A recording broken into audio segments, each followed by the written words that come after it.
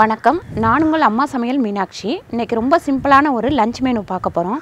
என்னன்னு கேட்டிங்கன்னா, பாலாக்கு பருப்பு கீரை கடைச்சலும் ஒரு கருவாடு தொக்கும் எப்படி பண்ணுறதுன்னு பார்க்கலாம் வாங்க. பாலாக்கு பருப்பு கடைச்சலுக்கு தேவையான பொருட்கள்: பாலாக்கு கீரையை நல்லா கழுவிட்டு கட் பண்ணி எடுத்து வச்சுருக்கேன். தக்காளி பார்த்திங்கன்னா 3 தக்காளி கட் பண்ணி வச்சுருக்கேன். வெங்காயம் 1 வெங்காயம், பாசிப்பருப்பு ஒரு 100 கிராம், உப்பு தேவையான அளவு, மஞ்சத்தூள் அரை ஸ்பூன், எண்ணெயும் தேவையான அளவு, பூண்டு ஒரு 10 பல்லு நல்லா தட்டி வச்சுருக்கேன். புளி பார்த்திங்கன்னா ஒரு கோலி உருண்டை அளவுக்கு வச்சுருக்கேன். கடுகு உளுந்து தாளிக்கிறதுக்கு. அடுத்தது பச்சை மிளகாய் ஒரு 7 பச்சை மிளகாய் வச்சுருக்கேன். உங்களுக்கு காரம் அதிகம் வேணும்னா கொஞ்சம் கூட்டி வச்சுக்கலாம், பச்சை மிளகாய் கம்மியாக வேணும்னா கம்மியாக வச்சுக்கலாம். பாருங்கள், நம்ம எப்போவுமே கீரை கடைச்சல் பண்ணோம் அப்படின்னா கருவாடு வறுத்தோம்னா ரொம்ப சூப்பராக இருக்கும். கருவாடில் எந்த சைடிஷ் பண்ணாலுமே நமக்கு கீரைக்கு சாப்பிட்றதுக்கு ரொம்ப டேஸ்ட்டாக இருக்கும். இதே நீங்கள் வெஜிடேரியன் அப்படின்னாக்கா நம்ம அப்பளம் பொரிச்சிக்கலாம், கருணக்கிழங்கு வறுத்துக்கலாம், இல்லைனா வாழைக்காய், இந்த மாதிரி ஐட்டம்ஸ் தான் அதுக்கு கரெக்டாக இருக்கும். இப்போ நான் வாழைக்கருவாடு இங்கே வச்சுருக்கேன். கருவாடுவே பார்த்திங்கன்னா நீங்கள் வவ்வால் சேர்த்துக்கலாம், வஞ்சிரம் சேர்த்துக்கலாம், அதுக்கப்புறம் பார்த்திங்கன்னா நெத்திலி சேர்த்துக்கலாம், இந்த மாதிரி கருவாடு சேர்த்துக்கலாம். குழம்பு கருவாடு இதில் சேர்த்து பண்ணிங்கன்னா நல்லா இருக்காது, அதில் நிறைய முள் இருக்கும். நான் இப்போ வாழைக்கருவாடு வச்சுருக்கேன் ஒரு 7-8 பீஸு.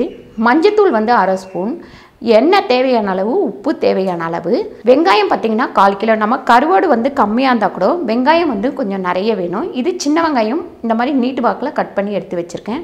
அதே மாதிரி வெங்காயம் எந்த அளவுக்கு வைக்கிறோமோ அந்த அளவுக்கு நம்ம பச்சை மிளகாய் வைக்கணும். இந்த பச்சை மிளகாய் பார்த்திங்கன்னா கொஞ்சம் பெரிய பெரிய பச்சை மிளகாய், 10 பச்சை மிளகாய் கீரி கட் பண்ணி வச்சுருக்கேன். உங்களுக்கு காரத்துக்கு தகுந்த மாதிரி இந்த பச்சை மிளகாய் சேர்த்துக்கங்க. இதில் இந்த வெங்காயத்தோட வாசனையும் இந்த பச்சை மிளகாவோட வாசனையும் தான் செம்ம டேஸ்ட்டாக இருக்கும். அதனால் எப்பவுமே அது ரெண்டும் மட்டும் ஒரே அளவு வச்சுக்கோங்க. பாருங்கள், இந்த கப்பில் 2 கப்பு தண்ணி விட்டுக்கலாம் நமக்கு கீரைக்கு. ஏன்னா கொஞ்சம் பருப்பு வேகணும், அதனால் நம்ம இப்போ பாலாக்கு பருப்பு கடைச்சலுக்கு இந்த பருப்பை இதில் போட்டுக்கலாம். இதில் மஞ்சத்தூள் சேர்த்துக்கலாம். இது ஃபஸ்ட்டு கொஞ்சம் நல்லா வேகட்டும். பாருங்கள், இந்த அளவுக்கு ஒரு 1/4 பருப்பு வெந்தோடனே இப்போ நம்ம எப்பவுமே நம்ம கீரை கடையும் போது, பருப்பு கீரை கடையிறோம் அப்படின்னா எல்லாத்தையும் ஒன்றா போட்டுறக்கூடாது. இப்போ இந்த அளவுக்கு இது வெந்த உடனே இதில் நம்ம இந்த வெங்காயம் போட்டுடலாம். அடுத்து இந்த பச்சை மிளகாய் இப்படி சின்ன சின்னதாக பாருங்கள், இந்த மாதிரி கையில் உடைச்சிங்க அப்படின்னா உடனே கையை கழுவிடுங்க. பச்சை மிளகாய் காரம் டக்குன்னு மூஞ்சில் எங்கேயாவது கை வச்சிட்டிங்கன்னா எரியும். போட்டுட்டு இது சும்மா ஒரு கொதிக்கட்டும். அதுக்கப்புறம் நம்ம தக்காளி சேர்த்துக்கலாம். பாருங்கள், இப்படி ஒரு 2 நிமிஷம் மூடி வைக்கலாம். பாருங்கள், இப்போ நல்லா ஓப்பன் பண்ணிவிட்டு இந்த தக்காளியை இதில் சேர்த்துக்கலாம். தக்காளி சேர்த்ததுக்கப்புறம் நம்ம இப்போ உப்பு சேர்த்துக்கலாம். பாருங்கள், ஒரு 3/4 ஸ்பூன் உப்பு சேர்த்துருக்கேன். இப்போ பாருங்கள், இந்த பருப்பு நல்லா இந்த மாதிரி மலர்ந்ததுக்கப்புறம் தான் நம்ம தோரம் பருப்பு போட்டு கூட இந்த கீரை கடைச்சல் பண்ணலாம். இந்த மாதிரி மலர்ந்ததுக்கப்புறம் இந்த தண்ணியே போதும். இப்போ இந்த கீரையை நம்ம இதில் போட்டுருவோம்.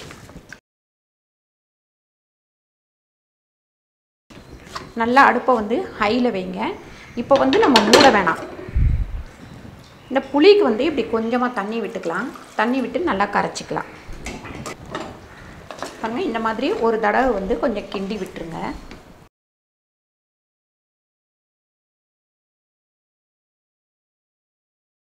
நம்ம கீரை போட்டதுக்கப்புறம் மூடி வைக்க வேண்டாம்.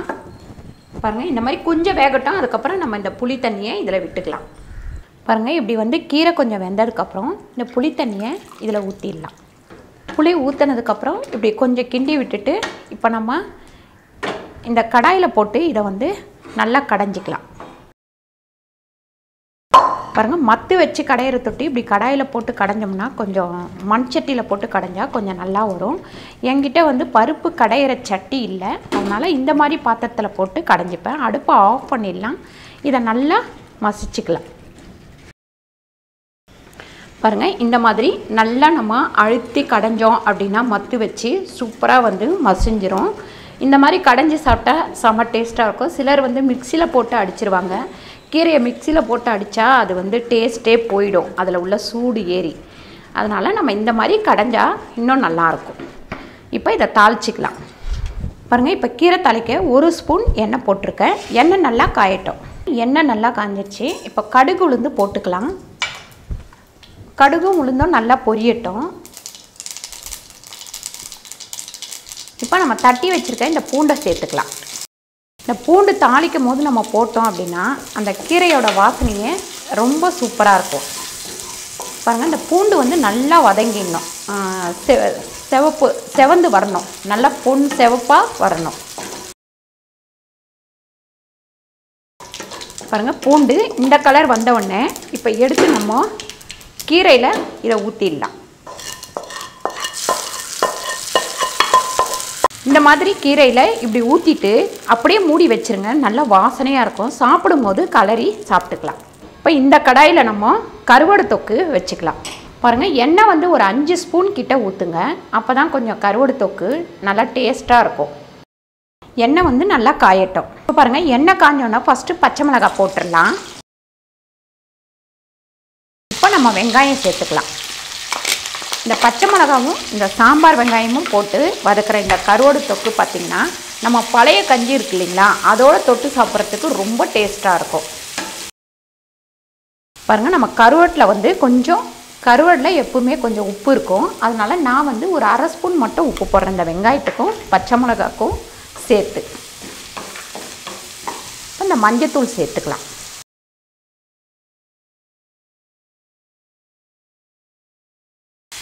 பாருங்கள், இந்த மாதிரி வதங்கிட்டு இருக்கும் போதே இந்த கருவாடையும் நம்ம சேர்த்துடலாம்.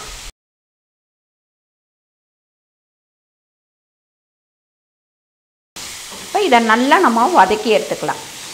பாருங்கள், இப்போ இந்த வெங்காயம் நல்லா வதங்கி கருவாடும் நல்லா வெந்துருச்சு. இந்த பச்சை மிளகாய் இப்படி பீஸாக இருந்தால் நல்லா டேஸ்ட்டாக இருக்கும். ஒரு ரசம் சாப்பாட்டுக்கு, அதுக்கப்புறம் பார்த்திங்கன்னா கஞ்சிக்கு தொட்டுக்கலான்னு சொன்னேன் இல்லைங்களா, இந்த பச்சை மிளகாய் எடுத்து கடிச்சிக்கும் போது கஞ்சிக்கு அவ்வளோ ஒரு டேஸ்ட்டாக இருக்கும்.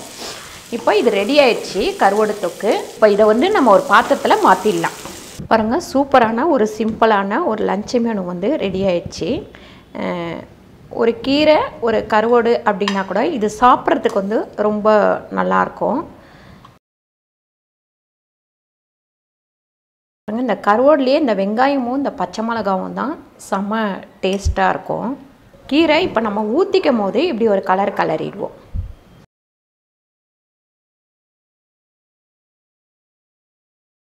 இந்த வீடியோ உங்களுக்கு பிடிச்சிருந்தா லைக் பண்ணுங்கள், ஷேர் பண்ணுங்கள், சப்ஸ்கிரைப் பண்ணுங்கள், ஃபேஸ்புக்கில் ஷேர் பண்ணுங்கள், மறக்காமல் கமெண்ட் பண்ணுங்கள். நன்றி, வணக்கம்.